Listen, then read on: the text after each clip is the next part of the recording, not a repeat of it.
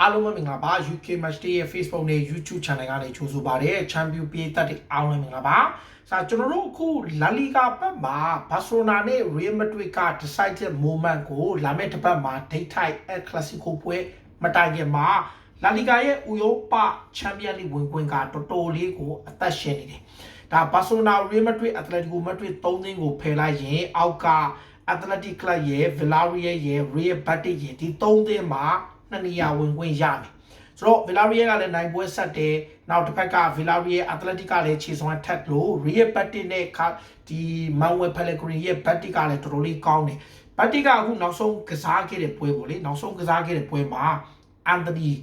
Real Betis ဟာ Espanyol ရဲ့ကွင်းမှာ Fernandes ကဦးဆောင်ကိုပေးရပြီးတော့တကူကုန်းရှိနေရှုံးနေတာအဲ့ရှုံးနေတဲ့အချိန်မှာဒါ Real Betis အသင်းက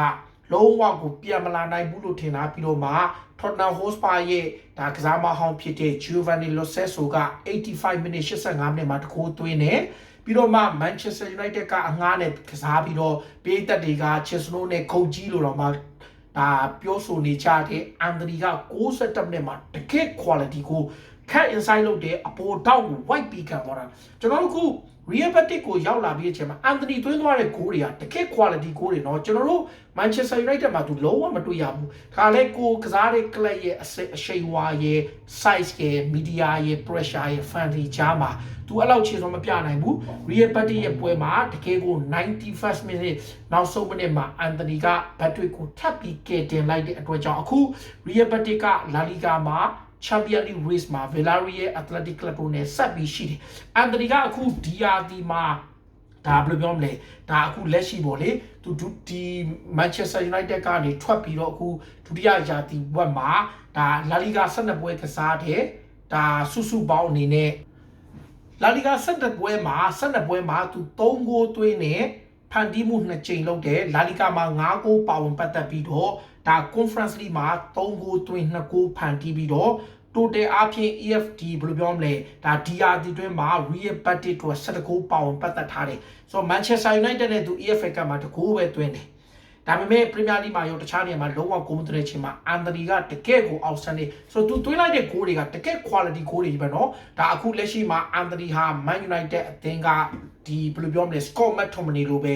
လုံးဝကိုဒါပြန်ပြီးတော့စဉ်းစားစရာဖြစ်တဲ့အခြေအနေမျိုးခြေစွမ်းမျိုးတောက်လျှောက်ပြနေတာဒါအခု La Liga ကိုရောက်လာပြီးတဲ့အချိန်မှာ La Liga 3ဂိုးသွင်းတယ်ဒါပေမဲ့သူ့ရဲ့သွင်းဂိုးနဲ့ဖန်တီးမှု17ဂိုးထိလှုပ်ထားပြီးတော့ဒါအခုနီးပြ Ruben Amorim လက်ထက်မှာလည်းသူမစိုးပါဘူးနောက်ပိုင်းပွဲတွေမှာသူပါဝင်ကစားခွင့်ရထားတယ်ဒါပေမဲ့လည်းအခု La Liga မှာတော့သူလက်ရှိမှာပေါ့လေ Real Betis ကသူ့ကိုတော်တော်လေးသဘောကျတယ်အပိသက်ဝဲခြင်းနဲ့အသင်းရဲ့ဂန်နဝင်လက်ချင်ကစားမဟွာကင်းကဆိုရင်အန်တိုနီအတွက်ဘာမဆိုအသင်းဘက်ကကျိုးပန်းဖို့တိုက်တွန်းထားတယ်တစ်ဖက်မှာလည်း Atletico Madrid ကလည်းလိုချင်တယ် Manchester United ကတော့သူတို့ယူရိုတန်း100ထိပေးထားရတဲ့အန်တိုနီကိုယူရိုတန်း90ရရင်ရောင်းမယ်လို့ဆိုထားတယ်ဒါလက်ရှိမှာတော့အန်တိုနီဟာ Real Betis အတွက် 1 second ထပ်ပြီးတော့ကယ်တင်ခဲ့တယ်မထင်ဘူးနော် Scott McTominay က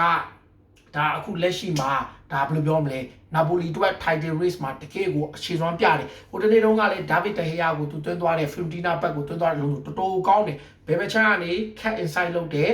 လှမ်းကန်နဲ့နောက်ခံလူ Pellegrini ထင်တယ်သူနဲ့ဒီ Ranieri နဲ့ထိတယ်ပြန်ထွက်လာတဲ့အလုံးကိုညာချီနဲ့တန်းကန်တာတောင်းနေကိုတဟေယာတော့ပြောတယ်ကျွန်တော်သူ့ကို training မှာအချိန်ချင်းတွေ့ဘူးတယ်တခါမှညာချီနဲ့ကန်နိုင်တာမရှိဘူးဒါပထမဆုံးကြည့်လို့တော့သူပြောသွားတယ်အခုဆိုရင်အန်တိုနီဟာ Real Betis အတွက် on fire ဖြစ်တော့အခု La Liga Club Atletico Madrid တို့ Betis အပါဝင်အသင်းတော်တော်များများကအသေးအံလိုက်နေကြတယ်လက်ရှိမှာ Real Betis ကတော့အန်တိုနီကိုနောက်ထပ်တရားသည့်အငှားထပ်ငှားဖို့ကမ်းလှမ်းပေမဲ့ Man United ကအပိသက်ရောင်းချဖို့ပဲစဉ်းစားထားတယ်ဆိုတော့ဂုတ်ကြီးအန်တိုနီကတော့ La Liga မှာရောနောက် Conference မှာပါ Betis အတွက်တောက်လျှောက်ကျန်းနေတဲ့ဖြစ်ပါတယ်အားလုံးကျေးဇူးတင်ပါတယ်